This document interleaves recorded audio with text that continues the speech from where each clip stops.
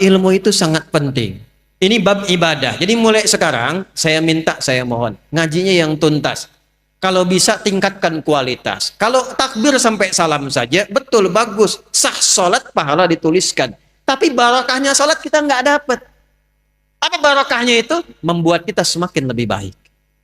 Saya ulang, membuat kita semakin lebih baik. Jadi kalau kita cuma takbir begini, Allahu Akbar. Tahu ilmunya, bacaannya sampai dengan salam. Tapi tidak mengerti apa yang kita bacakan. Maka untuk mempraktekkan salam rahmat dan barakah, Assalamualaikum warahmatullahi wabarakatuh. Assalamualaikum warahmatullahi wabarakatuh. Nggak dapat kita. Pahala dituliskan, prakteknya minim dipraktekkan. Itu yang menjadikan orang sholat lisannya masih kasar. Orang sholat tangannya masih berbuat maksiat. Orang sholat kakinya melangkah pada hal yang tidak benar dan tempat maksiat. Itu yang terjadi. Maka yang harus dilakukan sekarang, nyicil satu-satu. Kalau besok-besok saya sholat, contoh nih, maaf ya, maaf. Angkat tangan begini apa maksudnya? Kenapa mengucapkan Allahu Akbar? Kenal Abu Bakar enggak? Ah, bagus. Abu Bakar itu satu-satunya sahabat Nabi yang kalau takbir, baru takbir, itu langsung nangis. Makanya waktu Rasul tunjuk jadi imam, beliau katakan, ya Rasulullah jangan saya. Saya ini orangnya perasa, takutnya malah nggak khusyuk.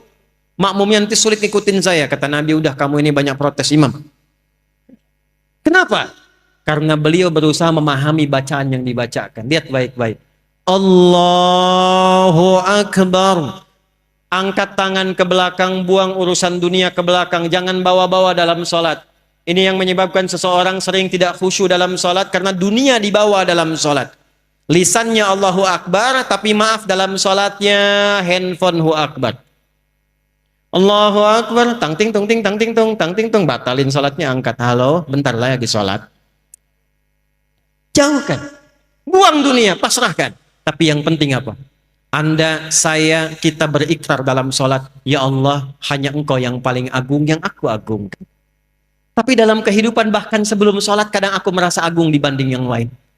Sombong dibanding orang lain, merasa paling berilmu, merasa paling punya uang, merasa paling punya kedudukan. Padahal dalam sholat pun bisa Engkau wafatkan saat ini, ya Allah, aku taubat, ya Allah, aku taubat. Makanya setelah takbir langsung dia mengatakan, Allahumma ba'id baini wa baina khatayaya kama ba'adta bainal masyriqi wal.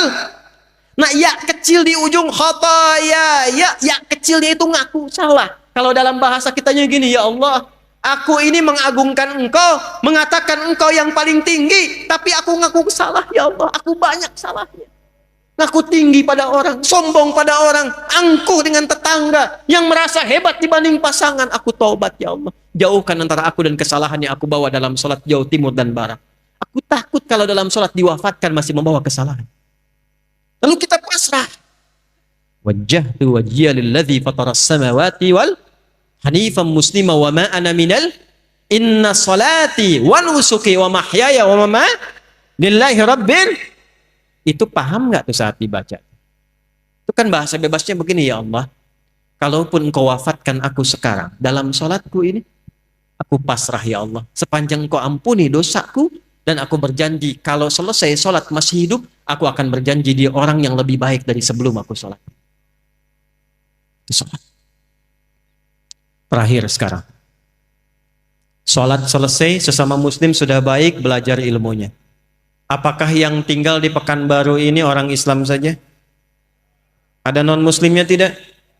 Ada non-muslimnya tidak? Perhatikan tuntunan Nabi. Kalaupun dalam kehidupan kita beribadah, jangan pernah memaksa. La ikraha lakum dinukum, ibadah masing-masing. Tapi ketika diatur hubungan muamalah, interaksi sosial dalam kehidupan, di pekerjaan, bertetangga, berkebun, Anda menemukan di dalamnya bukan hanya orang Islam tapi non-muslim, maka hukumnya berlaku universal bersama-sama. Diatur dari yang paling kecil sampai yang paling besar. Yang paling kecil, Anda tinggal di komplek, ada orang Islam, tetangganya non-muslim, Nabi samakan semua hukumnya. Hukum makanan, hukum senyuman. Senyum kepada yang muslim, senyum pada non-muslim. Anda ketemu tetangga yang muslim senyum, yang non-muslim nggak senyum. Kok nggak senyum, Pak? Maaf ya, ibu kafir sih. Oh, Masya Allah. Itu dicatat oleh malaikat dosa tuh. Senyum Anda pada orang Islam harus sama dengan senyum Anda pada non-muslim. Jika ke orang Islam senyumnya 100%, pada non-muslim senyumnya 100%. Izin komandan. Hati-hati nih. Di TNI, di Polri, Jati, di pengadilan, mohon izin, di kantor-kantor, nggak semuanya orang Islam. Mesti adil. Kalau memang yang layak promosi jabatan non-muslim, promosikan. Kalau yang layak yang muslim, promosikan. Tapi tanamkan nilai-nilai kebaikan, nilai-nilai keadilan, sehingga ketika ditanya, dan terima kasih, bukan terima kasih. Islam yang mengajarkan saya untuk bersikap adil dalam tugas saya. Ketika itu dilakukan, maka dia kenal Islam. Kalau kemudian kenal dan memahami lantas mengucapkan asyhadu an la ilaha illallah wa asyhadu anna muhammadar rasulullah, itulah pahala yang melekat pada amanah kedudukan. Pada Anda yang tidak punya kedudukan tapi bertetangga, Allahu Akbar. Ingat hadis ini, siapa yang masak makanan baunya sampai ke tetangga, maka bagilah tetangga itu walaupun hanya hafal yang ini nih kuahnya. Jadi ini biasa masak sop ayam, ayamnya dia makan, kuahnya dikasih tetangga. Tetangganya tanya, kenapa kami dikasih kuah? Hadis Nabi, Pak. Ini korban terjemahan nih. Maksud Nabi, nanti besok-besok itu orang banyak kreatif bikin bumbu-bumbu. Memang yang dimasak itu cuma, maaf sekali, singkong. Tapi bumbunya bumbu rendang. Diambil dari Bukit Tinggi, bikin rendang singkong. Bumbunya rendang, yang dimasaknya apa?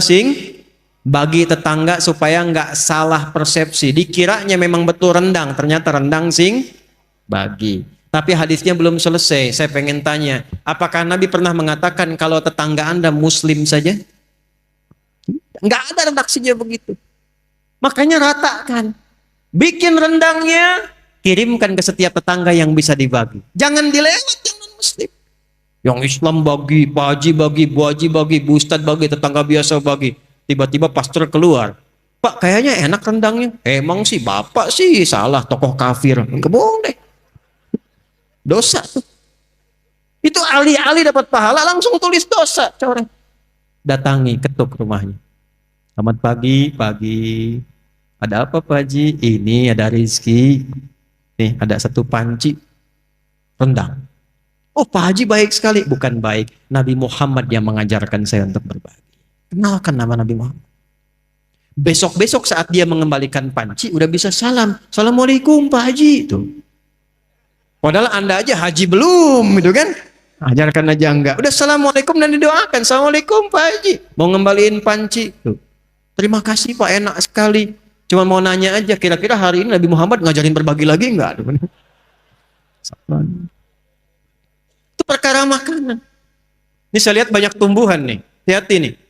Ada yang rambutan, ada yang durian, yang macam-macam. Cuman di Islam tuh berlaku hukum ini. Jika tanaman Anda merambat ke tetangga, buahnya masuk, maka hakun mushtarak. Buahnya hak bersama dengan tetangga. Jangan tunggu dia minta. Jangan tunggu. Anda punya rambutan, buahnya ke tetangga. Ketuk pintunya, sampaikan. Bu, ya Pak, ada apa? Itu ada buah. Ya, saya tahu pohon rambutan punya Bapak kan. Betul, pohonnya punya saya. Tapi buahnya ke tempat ibu. Jangan tunggu sampai menguning, sampai memerah. Ibu pengen saat hijau pun ambil aja. Nggak usah minta izin sama saya. Aturan dari mana Pak? Nabi Muhammad mengajarkan saya jangan sampai tetangga menikmati dengan pandangan dan menyapu sampahnya saja, dia mendapatkan bagian yang sama untuk mengambil buahnya. Islam. Di mana ada aturan begitu? Cuman itu aturan buat buah aja. Kadang repotnya dia nggak tahu ketika ayam Anda main ke pekarangan dia tuh.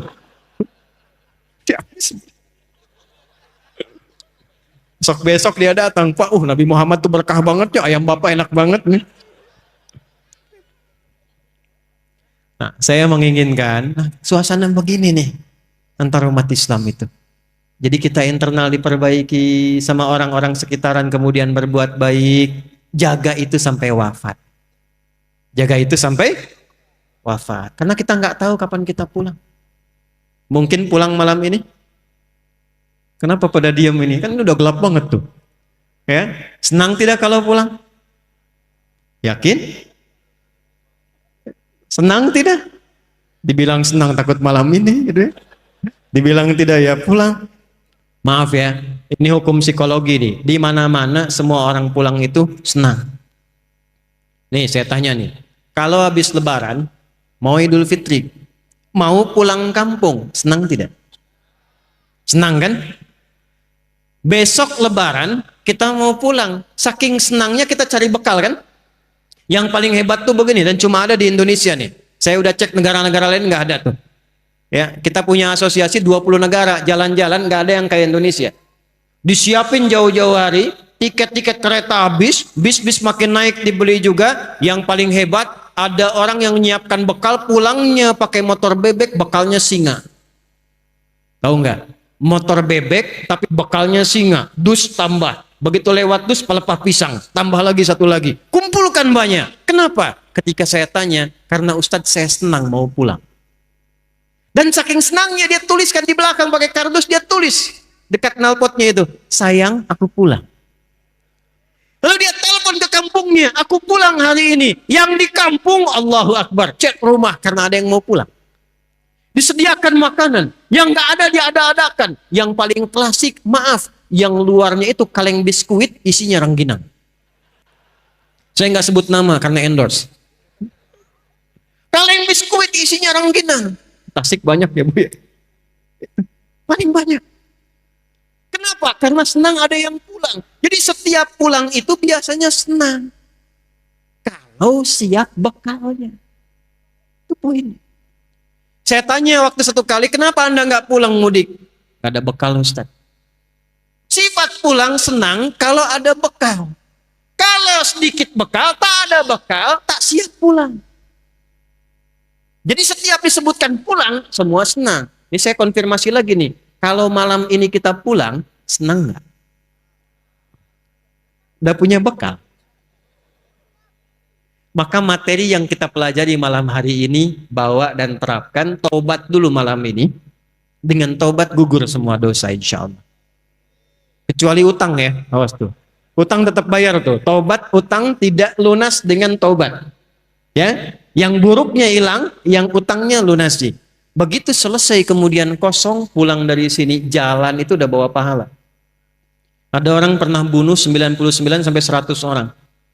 Dia mau tobat. Begitu mau tobat datang kepada seorang kiai. Kata kiai itu, kalau yang kayak kamu ini saya nggak bisa bimbing. Tapi saya referensikan pada kawan saya yang di sana. Ini sikap bijak. Nggak ada ustadz menguasai segalanya. Kalau bukan pakar di bidangnya, arahkan dan sarankan pada ustadz lain yang menguasai bidangnya. Maka dia jalan ke tempat kiai itu di tengah-tengah, ternyata ajalnya tiba, meninggal. Di tengah-tengah. Apa yang terjadi? Ini saking viralnya sampai di era Nabi Muhammad turun ayat An-Nisa, surah keempat ayat 100. Wa may yuhajir fi sabilillah yajid fil ardi muraghaman katsiran was'a. Wa may yakhruj min baitihi muhajiran ila Allah wa rasulih thumma yudrikul maut faqad waqa'a ajruhu 'ala Allah. Siapa yang bertekad merubah dirinya lebih baik, kalau dia masih ada ajal hidupnya, maka oleh Allah akan dilimpahkan ketenangan.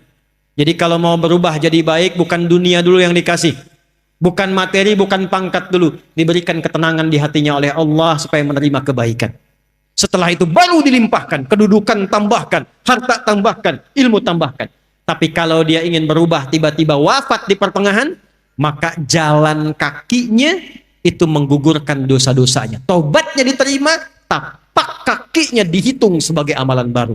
Maka orang tadi yang pernah membunuh 100 orang, maaf, dia meninggal di pertengahan jalan ke majlis ilmu untuk mengaji, di tengah-tengah belum sampai belajar, meninggal di tengah. Allah perintahkan, catat amalannya untuk menggugurkan dosanya, dan catat tapak pertama kakinya untuk mengantarkan dia ke surga.